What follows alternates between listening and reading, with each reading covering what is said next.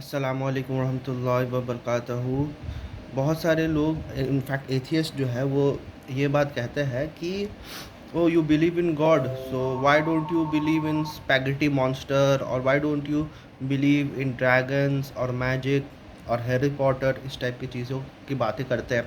अब वो ये बेसिकली बताना चाहते हैं यार गॉड का तो कोई एविडेंस नहीं है, तो हैरी पॉटर वगैरह ये सब भी तो फिक्शन है, तो इसका भी कोई एविडेंस नहीं है, गॉड का भी एविडेंस नहीं है, तो तुम लोग गॉड पे क्यों बिलीव करते हो? और अगर गॉड पे बिलीव कर रहे हो तो फिर हैरी पॉटर में क्यों नहीं तुम मान रहे हो? हैरी पॉटर में भी मानो, या फिर फ्लाइंग स्पेगेटी मॉन्स्टर में भी मानो, या फिर ड्रैगन में भी मानो, उसके ऊपर भी बात करो ना। तो एक चीज़ हमेशा समझ लीजिएगा, रिलीजन और फिक्शन में ये फ़र्क है कि रिलीजन जो है बहुत सस्टेनेबल है और एक पर्टिकुलर रिलीजियस ग्रुप उसको फॉलो करता है, उस चीज़ को मानता है। ठीक है, अब इससे जो है कता नज़र कि वो चीज़ जो मानता है वो सही है या गलत है। ठीक है, लेकिन वो फिक्शन के कैटेगरी में इसलिए नहीं आएगा कि फिक्शन को हम लोग फिक्शन मानते हैं।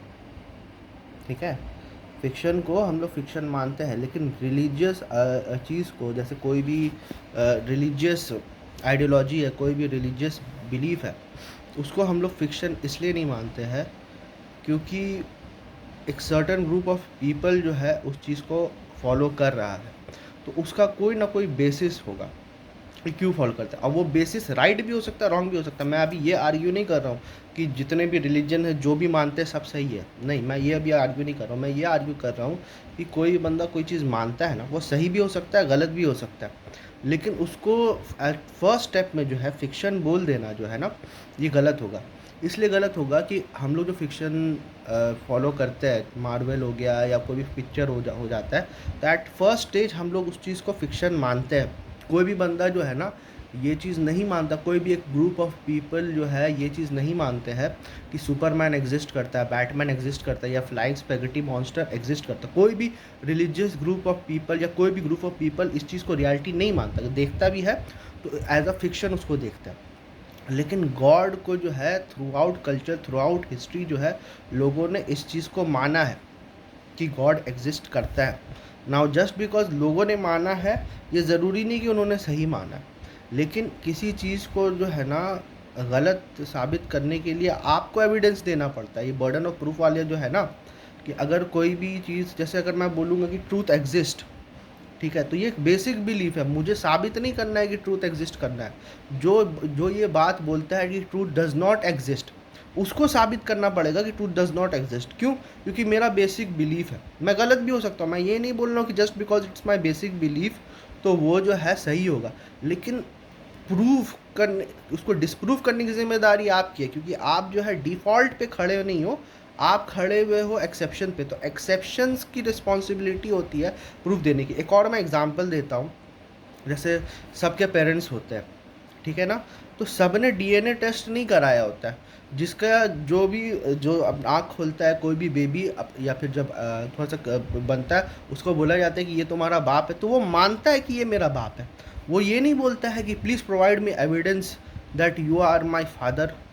ठीक है, वो ये बात नहीं बोलता है अनलेस कोई डिस्प्यूट पैदा हो जाए। तो जब डिस्प्यूट पैदा होता है, तो जो बंदा डिस्प्यूट करता है, जो पैटर्निटी को चैलेंज करता है, दलील उसके पास होनी चाहिए, बर्डन ऑफ प्रूफ उसके पास होनी चाहिए। तो आज के डेट पे अगर एथियस्ट जो है गॉड को चैलेंज कर रहे हैं, तो दलील, उनके बर्डन ऑफ प्रूफ जो है उनके पास होनी चाहिए, हमारे पास नहीं होनी चाहिए। क्यों ऐसा बोल रहा हूँ मैं? इसलिए मैं बोल रहा हूँ अ, कि तुम तो कभी अपने फादर से जो है प्रूफ नहीं मानेंगे कि तुम्हारा फादर है। अब बहुत सारे एथियस्ट ये जवाब देंगे कि नहीं, वो बर्थ सर्टिफिकेट तो है और इतने सर्टिफिकेट्स मिल रहे हैं, तो बर्थ सर्टिफिकेट तो झूठी भी बनाया जा सकती है, बनाया जाता ही है। ठीक है, और भी बहुत सारे डॉक्यूमेंट्स तो झूठी भी बनाए जाते हैं। अगर डॉक्यूमेंट्स ही एविडेंस है तो भैया हमारे पास तो कुरान एज अ डॉक्यूमेंट मौजूद है, क्रिश्चियंस लोग के पास बाइबल मौजूद है। ये कता नज़र कि कौन सा डॉक्यूमेंट सही है कौन सा गलत है, ये बाद में डिस्कस करेंगे, लेकिन डॉक्यूमेंट्स तो सबके पास है प्रूफ करने के लिए। तो तुम्हारे पास क्या प्रूफ है? तुम्हारे पास साइंटिफिक एविडेंस क्या है? साइंटिफिक एविडेंस वही होगा जो डीएनए टेस्ट के। तो एथियस्ट लोग को चाहिए कि अपने पैटर्निटी का जो है ना डीएनए टेस्ट भी करके रखें, क्योंकि उनको तो एविडेंस चाहिए होता है ना हर बात का। बेसिक बिलीफ के लिए भी जो है उनको एविडेंस चाहिए होता है। तो एथियस्ट लोग को क्या करना चाहिए, जब वो थोड़े से बड़े हो जाए तो अपने पापा से पूछना चाहिए कि पापा what evidence you have that you are my father. अगर पापा डॉक्यूमेंट्स देना कि देखो तुम्हारे बर्थ सर्टिफिकेट में मेरा नाम है, तो वो बोलते हैं कि this document is just a claim, it is not an evidence. Evidence के लिए आप हम मुझे अपना डीएनए टेस्ट करके दिखाओ। तो ये चीज़ एथियस्ट लोग को करना चाहिए, तब जाके मैं मानूंगा कि वो अपने उसूल में जो है, अपने प्रिंसिपल में जो है वो कंसिस्टेंट है। वरना यार ये तो, अगर एविडेंस सिर्फ गॉड के लिए चाहिए, तुम्हारी पेटर्निटी के लिए नहीं चाहिए, तो फिर ये चीज़ तो इनकंसिस्टेंट है ना, कि इतनी बड़ी बात तुम मान ले रहे हो। तो यही होता है basic belief versus something which is disputed. तो God exist is disputed by you, तुम ही एक आए हो और बोल रहे हो कि नहीं कोई एविडेंस नहीं है, हालांकि ये चीज़ में सिर्फ तुमको एक गूगल सर्च करना है और उसी में तुमको बहुत सारे एविडेंसेस मिल जाते हैं। चैट जीपीटी से पूछो, उसी में तुमको बहुत सारे एविडेंस मिल जाए। हो सकता है कि उस एविडेंसेस से तुम सेटिस्फाइड नहीं हो, तो जस्ट बिकॉज तुम किसी के एविडेंस से सेटिस्फाइड नहीं हो, इसका मतलब ये नहीं है कि एविडेंस एग्जिस्ट नहीं करता। You should say that I am not satisfied with the evidence out there that God exist. ठीक है, this will be the correct statement. लेकिन तुम ये बोल रहे हो कि there is no evidence for the existence of God, ये I think it's an outright delusion, क्योंकि एविडेंस तो एग्जिस्ट करता है, लेकिन तुम सेटिस्फाइड नहीं हो ना। तो ऐसे बोलो ना कि I think the evidence provided by the theist are not satisfactory to me. तुम अपनी बारे में बात करो ना, ठीक है, और फिर तुम रीज़न बोलो कि ये जो थ्योरीज या फिर ये जो आर्ग्यूमेंट्स थियस्ट पेश करते हैं, तो इसमें ये गलतियाँ मौजूद हैं। तुम ये चीज़ पेश करो, तब डिस्कशन करने में मज़ा आएगा ना। तो तुम तो सीधा ही बोलते कोई एविडेंस नहीं है। मतलब मैं अगर बोलूँ कि there is no evidence that sun rise in east and set in west, मेरे लिए बहुत आसान होगा ये चीज़ करने के लिए। ठीक है, बोलने में क्या जाता है। एक और एग्जांपल मैं देता हूँ कि अब साइंस ये कहता है कि sun rises in east and sets in west, और साइंस ये भी कहता है कि सन जो है राइज नहीं करता है और सेट भी नहीं करता है, ये रोटेशन ऑफ अर्थ है जो कि सनराइज और सनसेट पैदा करता है।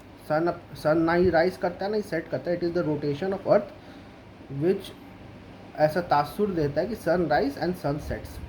हम लोग इसी ज़बान में बात करते हैं। तो फिर मुझे तो नहीं दिख रहा है भाई, मुझे तो यही दिख रहा है। अगर मैं सिर्फ अपनी आँखों पर ही भरोसा करूँ, अपने दिमाग के ऊपर भरोसा करूँ, मुझे तो दिख रहा है कि सन राइज हो रहा है, सन सेट हो रहा है, तो मैं साइंस की क्यों मानूँ। अगर मैं इस टाइप के आर्ग्यूमेंट करना स्टार्ट कर दूँ, जिस टाइप के आर्ग्यूमेंट्स एथियस्ट करते हैं, तो एथियस्ट को खुद ये बेवकूफ़ाना आर्ग्यूमेंट लगेगा। तो उसी तरह से जब एथियस्ट जो है इस टाइप के आर्ग्यूमेंट करते हैं, तो हम रिलीजियस लोगों को भी जो है ना, ये बेवकूफ़ाना ही लगता है। ठीक है, तो मेरा यही गुजारिश है कि एथियस्ट से कि अपने उसूल में कम से कम कंसिस्टेंट होना चाहिए। ठीक है, अब क्योंकि साइंस को हम लोग एविडेंस इसलिए मानते हैं क्योंकि बहुत सारे साइंटिफिक मतलब साइंटिस्ट जो हम लोग को बोलते हैं, हम लोग उसको मानते हैं क्योंकि हमें भरोसा है कि ये जो बोल रहे हैं ये सही बोल रहे हैं, क्योंकि ये वर्क कर रहा है, this is how it works. कल को साइंस की वो थ्योरी भी जो है गलत साबित हो सकती है, लेकिन जिम्मेदारी जो है उसकी होगी जो बोलेगा कि ये जो थ्योरी है साइंस की या ये गलत है। ठीक है, तो हमें जो है इसी तरह से अप्रोच करना चाहिए हर चीज़ का। अगर एविडेंस मांगना है तो हर चीज़ का एविडेंस मांगो। साइंस को भी लोग इसलिए बिलीव करते हैं क्योंकि साइंस सेज सो। ठीक है, कोई भी किसी के पास इतना टाइम नहीं है कि जाके एक्सपेरिमेंट करके देखे, टेलीस्कोप खरीदे और जाके देखे वाकई सनराइज हो रहा है या सनसेट हो रहा है। It is because it's a basic believe that sun rises and sunset and that is because of the rotation of earth. कल को ये बेसिक बिलीव गलत भी साबित हो सकती है, आई एम नॉट डिनाइंग दैट। ठीक है, बेसिक बिलीव हमेशा सच हो ऐसा कोई ज़रूरी नहीं है, लेकिन बर्डन ऑफ प्रूफ उसी के पास होता है जो कि ये बात कहता है कि ये बात सही नहीं है। वो उल्टा एविडेंस नहीं मानता है, वो इट्स लाइक री इन्वेंटिंग द व्हील, कि हमने तो सब चीज़ बता दिया, बाइबल एग्जिस्ट करता है, वेद एग्जिस्ट करता है, कुरान एग्जिस्ट करता है, इतने सारे लोग जो है रिलीजन के ऊपर बिलीव करते हैं। हो सकता है कि सब के सब गलत हो, मैं ये नहीं बोलता हूँ, लेकिन दलील तुमको देना है कि क्यों गलत है ये लोग, इतने सारे लोग जो है गलत क्यों हैं। जब हम लोग दूसरे रिलीजियस लोगों से बात करते हैं ना, तो हम लोग उनको बताते कि भाई तुम्हारी गलती ये है, हम लोग उससे एविडेंस नहीं मांगते। अगर हम लोग बोलेंगे कि what is the evidence that Hinduism exist और whatever your concept is what you are following is true, तो वो वेद पकड़ा देंगे। तो हम लोग वेद देखेंगे, उसमें से अगर बात सही होगी तो अपनाएंगे, अगर बात गलत होगी तो बोलेंगे कि ये जो आपने जो दिया है ना एविडेंस, ये गलत है for such and such reason. ठीक है। उसी तरह अगर किसी साइंटिस्ट से बात करेंगे तो वो साइंस की बुक्स मेरे पर थमाएगा ना। अगर मैं पूछूंगा what is the evidence the sun rise in east and sets in west, तो वो मेरे को साइंटिफिक एविडेंस भी प्रोवाइड करेगा ना, कोई पेपर प्रोवाइड करेगा, कोई एक्सपेरिमेंट प्रोवाइड करेगा, कोई जर्नल प्रोवाइड करेगा। अब मैं उसको ये बोलूँ कि no no this is just a claim not evidence, तो ये it's nothing but foolishness from my side. ठीक है। तो don't be a fool, stay consistent and stay safe.